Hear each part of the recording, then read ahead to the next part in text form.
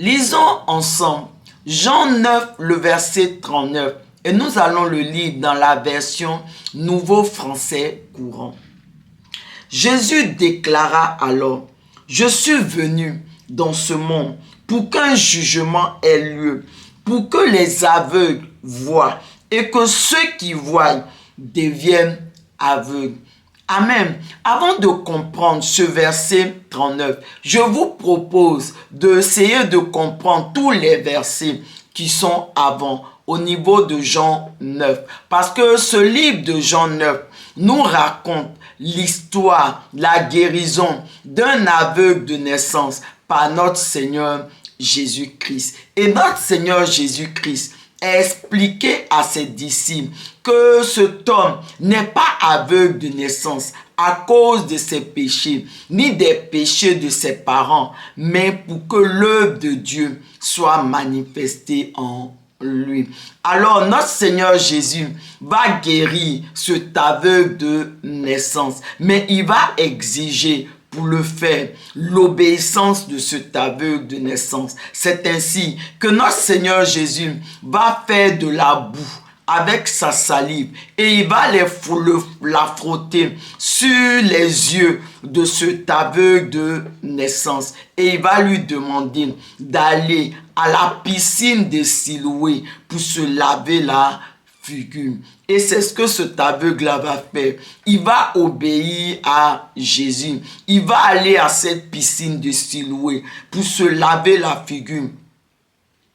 Et il va recevoir la guérison. Il va recouvrer la vue. Et le nom de cette piscine, Siloé, ce nom-là évoque le titre de notre Seigneur Jésus, à savoir envoyé de Dieu. Ainsi, mes bien-aimés, les aveugles recouvrent la vue auprès de l'envoyé de Dieu, auprès de Jésus-Christ. C'est Jésus-Christ qui vraiment guérit les aveugles. C'est Jésus-Christ qui redonne la vue aux aveugles.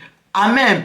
Et les pharisiens vont entendre parler de cette guérison. Et lorsqu'ils vont l'entendre, au lieu de se réjouir, ils vont se plaindre. Parce qu'ils vont dire que c'est Jésus fait ces choses le jour du sabbat. Parce que effectivement, c'était le jour du sabbat que Jésus a guéri cet aveugle de naissance. Alors, ce qu'ils vont faire, ils vont appeler cet aveugle qui est maintenant guéri, et ils vont vouloir que cet aveugle-là se range de leur côté. Cet aveugle ne va pas accepter. Il va se ranger du côté de notre Seigneur Jésus-Christ. Alors les pharisiens, ils vont être en colère contre lui et ils vont le chasser loin d'eux. Et lorsqu'ils vont le chasser, notre Seigneur Jésus va rencontrer encore cet aveugle et il va se révéler à cet aveugle comme étant le Fils de Dieu.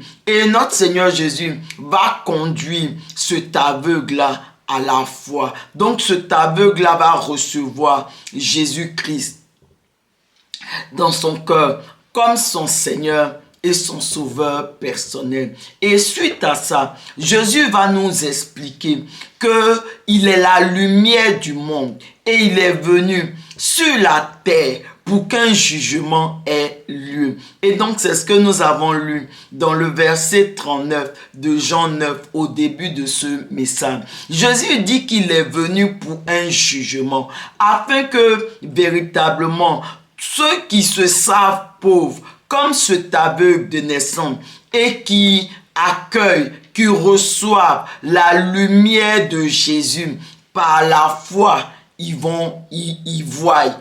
Par contre, tous ceux qui se trompent eux-mêmes, comme les pharisiens, et qui pensent posséder la lumière, et qui refusent la lumière de Jésus, demeurent dans les ténèbres et deviennent aveugles, comme c'est le cas de tous ces pharisiens. Ainsi, mes bien-aimés, véritablement, c'est en Jésus, c'est seulement en Jésus que les aveugles recouvre la vue parce que Jésus, c'est la lumière du monde. Donc, tout dépend de l'accueil que nous avons vis-à-vis de cette lumière, la lumière du monde, la lumière de Jésus-Christ. Si nous recevons cette lumière de Jésus-Christ comme cet aveugle, alors nous également, nous allons voir.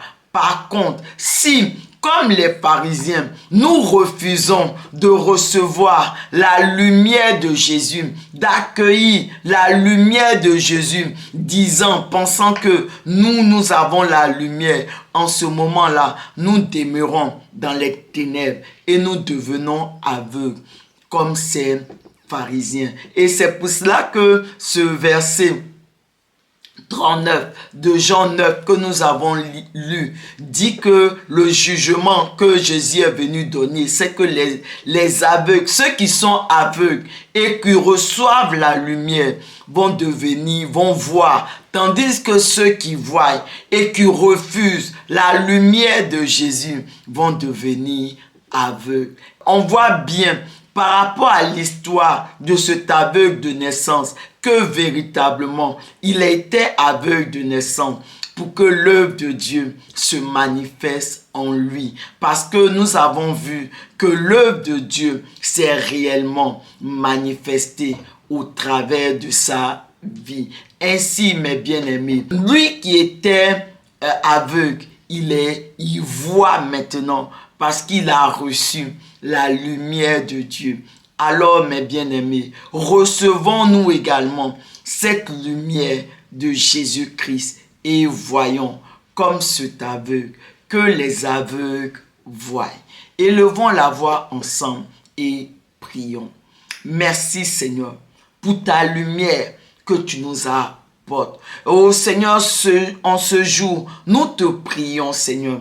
Fortifie-nous, Seigneur, à recevoir ta lumière, afin que nous puissions voir, nous puissions comprendre, Seigneur, les choses qui te concernent. Nous puissions véritablement, Seigneur, comprendre ton œuvre, Seigneur, et nous appliquer tous les jours de nos vies, Seigneur, à véritablement t'obéir, à vraiment marcher à ta suite. Merci, Seigneur. Amen.